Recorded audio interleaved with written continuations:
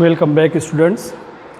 आज का भाई इस लेक्चर के अंदर हमारा जो टॉपिक रहेगा वो है हमारा एनर्जी फ्लो इन इकोसिस्टम। तो remember this point dear students, energy flow in ecosystem that is always unidirectional in their nature. इस चीज़ को आपको ध्यान रखना है। लिविंग इकोसिस्टम के अंदर, लिविंग ऑर्गेनिज्म के अंदर जो भी एनर्जी का फ्लो होता है वो हमेशा एक ही डायरेक्शन में आगे बढ़ेगा, कभी भी इसकी डायरेक्शन चेंज नहीं होती है। और main ultimate source of energy यहाँ पर हम देखते हैं पूरे बायोस्फीयर के अंदर वो सन है, और सन के ज़रिए वो एनर्जी जो सोलार एनर्जी हम कहेंगे that are used by green plants. Green plants को अपने फूड मटेरियल के तौर पर यूज़ करने वाले हर्बीवोरस हैं। हर्बीवोरस को अपने फूड मटेरियल के तौर पर यूज़ करने वाले कार्निवोरस हैं। कार्निवोरस और सबको यूज़ करने वाले यहाँ पर ओमनीवोरस होते हैं। तो जो सोलार एनर्जी सन के ज़रिए से जो एनर्जी प्लांट्स के अंदर आई थी, some amount of energy that are transferred to the herbivorous if they used plant as their food material. फिर हर्बीवोरस को अपने फूड मटेरियल के तौर पर यूज़ करने वाले कार्निवोरस हैं, तो some amount of energy from herbivorous those are transfer to the carnivorous. Carnivorous herbivorous को यूज़ करने वाले यहाँ पर जो ओमनीवोरस होते हैं, तो इनके बॉडी के अंदर जो भी एनर्जी रहेगी those are transferred in the omnivorous. तो एनर्जी का फ्लो हम यहाँ पर देख रहे हैं away from the sun, sun से अवे फ्रॉम द सन यहाँ पर होता है, एक ही डायरेक्शन में है। कभी भी ऐसा नहीं होता है कि सन जो है यहाँ पर अभी एनर्जी का प्रोडक्शन कम हो गया है तो ये लिविंग ऑर्गेनिज्म अपनी एनर्जी सन को देंगे तो स्टार्ट होगा, कभी भी ऐसा होने वाला नहीं है। तो इकोसिस्टम के अंदर यहाँ पर एनर्जी फ्लो जो होता है वो हमेशा जो है यूनिडायरेक्शनल होता है, and they transferred away from the sun, opposite to the sun, यहाँ पर जो आगे की तरफ हो जाए यहाँ पर बढ़ते हैं। लेकिन यहाँ पर हम देखते हैं ये जो energy from one trophic level to another trophic level, एक लिविंग ऑर्गेनिज्म से दूसरे लिविंग ऑर्गेनिज्म के अंदर ये जो एनर्जी यहाँ पर ट्रेवल कर रही है, एनर्जी ट्रांसफर हो रही है, some amount of energy is not travelling, some amount of energy हर लेवल के ऊपर that is not travelling because they are converted in the form of heat. और ये हीट जो रहेगा that evaporate in the atmosphere, वो environmental condition के अंदर वहाँ पर वो हीट जो रिलीज हो जाती है। तो यहाँ पर जो एनर्जी जो यहाँ पर ट्रेवल नहीं कर रही है those are converted into heat, heat के फॉर्म में वो कन्वर्ट हो जाती है और इस तरीके से बैक टू द इन्वायरमेंट वहाँ पर जो है लॉस हो जाती है, ख़त्म हो जाती है। तो यहाँ पर आपको याद रखने का जो पॉइंट आपके लिए है, एनर्जी फ्लो इन इकोसिस्टम वो यूनिडायरेक्शनल है, अवे फ्रॉम द सन, ये आपको जो है यहाँ पर जहन में रखना है। अब यहाँ पर देखना है अगला पॉइंट हमारा जो यहाँ पर मौजूद है, इकोसिस्टम पैटर्न क्या है। अगर हम इकोसिस्टम की स्टडी करना चाहें तो किस तरीके से यहाँ पर हम उसकी स्टडी कर सकते हैं, उसका पैटर्न क्या है। For the study of ecosystem जो पैटर्न यूज़ होते हैं वो two types of pattern are used. पहला जो होता है वो है जोनेशन है, और दूसरा जो है यहाँ पर स्ट्रैटिफिकेशन है। जोनेशन का मतलब होता है horizontal distribution of the living organism on the earth surface. जमीन के ऊपर ये अर्थ सरफेस यहाँ पर प्रेजेंट है, इसके ऊपर लिविंग ऑर्गेनिज्म का डिस्ट्रीब्यूशन किस तरीके से है। हॉरिजॉन्टल यानी कहीं पर लिविंग ऑर्गेनिज्म अगर all the requirements are favourable और फेवरेबल क्लाइमेटिक कंडीशन है तो लिविंग ऑर्गेनिज्म का पॉपुलेशन वहाँ पर ज़्यादा रहेगा। और जैसे जैसे हम यहाँ पर देखते हैं अगर फेवरेबल क्लाइमेटिक कंडीशन नहीं है तो डिस्ट्रीब्यूशन यहाँ पर कम होगा।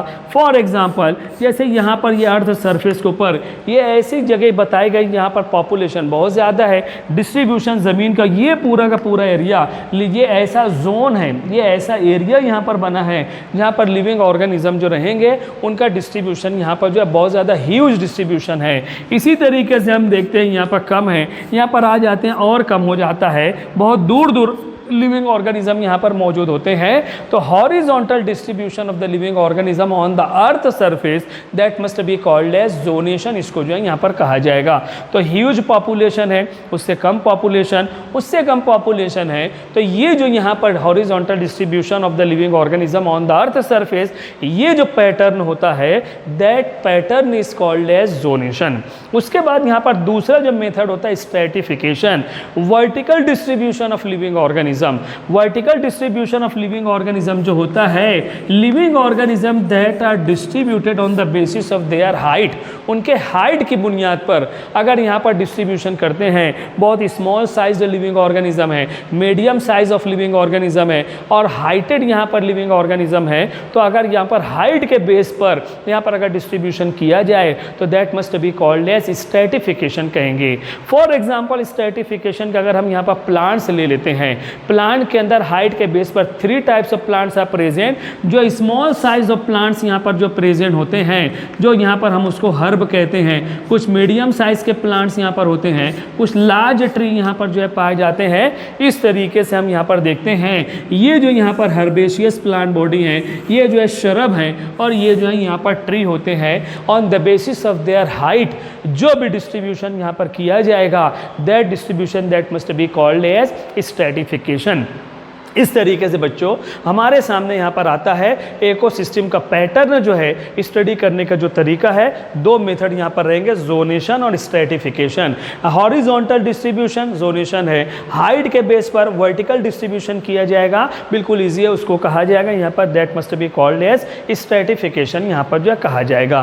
तो इस तरीके से हमने देखा है यहाँ पर पहला टॉपिक जो इस लेक्चर के अंदर है वो है एनर्जी फ्लो इन इकोसिस्टम और दूसरा है इकोसिस्टम पैटर्न, हम उसको जो है यहाँ पर कहेंगे। अब उसके बाद का टॉपिक यहाँ पर जो होता है प्रोडक्टिविटी। प्रोडक्टिविटी यानी rate of biomass production. Rate of production एक यूनिट टाइम में, एक यूनिट एरिया के अंदर जो भी प्रोडक्शन यहाँ पर होता है with the help of living organism, वो उस एरिया की, वो उस लिविंग ऑर्गेनिज्म की प्रोडक्टिविटी कहा जाएगा। और जैसा कि पहले मैंने आपको बताया है, for the productivity continuous supply of solar energy is required. Continuous solar energy अगर मिलती रहेगी तो कंटिन्यूअस बायोमास के जरिए प्रोडक्शन यहाँ पर जो है होता रहेगा। तो इस तरीके से उसी को कहा जाएगा rate of production by biomass, उसी को कहा जाएगा प्रोडक्टिविटी। अब इकोसिस्टम के अंदर जब हम प्रोडक्टिविटी के ताल्लुक से देखते हैं तो productivity that must B divided into 2 types. पहली टाइप जो होती है प्राइमरी प्रोडक्टिविटी और दूसरी टाइप जो रहेगी वो है secondary productivity. Primary productivity these are produced by plants by the process of photosynthesis. क्योंकि इसके पहले हम लोगों ने देखा है कि प्लांट्स जो होते हैं ऑटोट्रॉफिक होते हैं, they are able to prepare their food material, इसीलिए प्लांट्स को जो है यहाँ पर ऑटोट्रॉफिक कहा जाएगा। तो फोटोसिंथेसिस के जरिए प्लांट्स अपने बॉडी के अंदर जो भी फूड मटेरियल, जो भी कार्बोहाइड्रेट यहाँ पर प्रोड्यूस कर रहे हैं, उसको जो यहाँ पर प्राइमरी प्रोडक्टिविटी कहा जाएगा। अब यहाँ पर मैं ये भी बता चुका हूँ, अब ये प्लांट्स जो फूड मटेरियल प्रोड्यूस कर रहे हैं, that food material that are already used by the plant body for their growth and development, और यहाँ पर some amount of product that remains in the plant body, और वो food material that can be consumed by other living organism. तो उसी base पर primary productivity की 2 type पाई जाती है, जीपीपी यानी ग्रॉस प्राइमरी प्रोडक्टिविटी, एनपीपी यानी net primary productivity. Gross primary productivity क्या है? These are the productivity which can be produced during the photosynthesis, these are used by plant during respiration. Photosynthesis anabolic process है जिसके अंदर production of food material होता है। Plants are also living organism, they can respire, they are also respiring, और for their respiration oxygen is use. जैसे हमारा aerobic respiration है, plants के अंदर भी यहाँ पर जो एरोबिक रेस्पिरेशन यहाँ पर होता है, प्लांट भी अपने जो है यहाँ पर रेस्पिरेशन के लिए ऑक्सीजन का यूज़ करते हैं। तो यहाँ पर प्लांट के अंदर जब ये रेस्पिरेशन का प्रोसेस होता है तो वही फूड मटेरियल जो यहाँ पर फोटोसिंथेसिस के जरिए प्रोड्यूस किया गया है, respiration is catabolic process, break down of that food material, वो फूड मटेरियल को तोड़ने का काम इसके जरिए से होता है। यानी प्लांट जो फूड मटेरियल तैयार किए हैं, that food material that is already consumed by the plants, plant body already उसको जब यूज करते हैं तो रेस्पिरेशन के जरिए उनका कंजम्पशन होता है। That food material that is used by plant body in the form of ATP. जब रेस्पिरेशन का प्रोसेस होगा, एटीपी का फॉर्मेशन होगा, और उसी एटीपी के जरिए प्लांट के जरिए फूड मटेरियल यहाँ पर जो है तैयार, प्लांट्स के अंदर ग्रोथ और डेवलपमेंट का प्रोसेस होता है। तो फूड मटेरियल यहाँ पर जो प्लांट प्रोड्यूस कर रहे हैं वो प्राइमरी प्राइमरी प्रोडक्टिविटी है, जितना अमाउंट में प्लांट फूड मटेरियल अपने खुद के लिए यूज़ करते हैं उसको कहा जाता है ग्रॉस प्राइमरी प्रोडक्टिविटी। अब यहाँ पर जो है नेट प्राइमरी प्रोडक्टिविटी क्या है? These are the productivity which are available for the heterotroph. Respiration के जरिए जितना भी फूड मटेरियल प्लांट तो यूज़ कर लिए, अब बाकी बचा हुआ जो प्रोडक्ट प्लांट बॉडी के अंदर है जिसको यहाँ पर कंज्यूमर्स एनिमल यूज़ करने वाले हैं तो उसको कहा जाता है नेट प्राइमरी प्रोडक्टिविटी। यानी हम कह सकते हैं formula gross primary productivity minus respiration. Plants ने जो तैयार किया था रेस्पिरेशन के जरिए जो यहाँ पर माइनस हो गया है, अब बाकी बचे हुए जो प्रोडक्टिविटी यहाँ पर है उसको कहा जाएगा नेट प्राइमरी प्रोडक्टिविटी कहा जाएगा। तो इस तरीके से प्लांट के अंदर जब फूड मटेरियल बाकी बचा हुआ है, जो प्रोडक्ट बचा हुआ है जो एनिमल अपने फूड मटेरियल के तौर पर यूज़ करेंगे उसको कहा जाएगा यहाँ पर जो है नेट प्राइमरी प्रोडक्टिविटी। इस तरीके से पहली टाइप यहाँ पर होती है।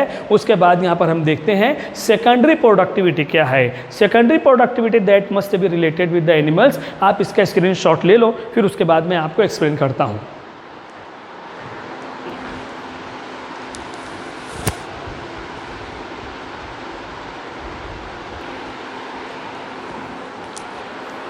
Welcome back students. यहाँ पर हम देख रहे हैं secondary productivity. Primary productivity that is totally related with the plants.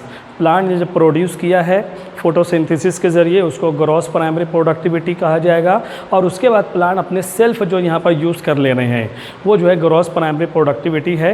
अब उसके बाद जो रिमेनिंग अमाउंट ऑफ एनर्जी जो यहाँ पर है उसको नेट प्राइमरी प्रोडक्टिविटी कहा जाएगा which is available for the heterotroph.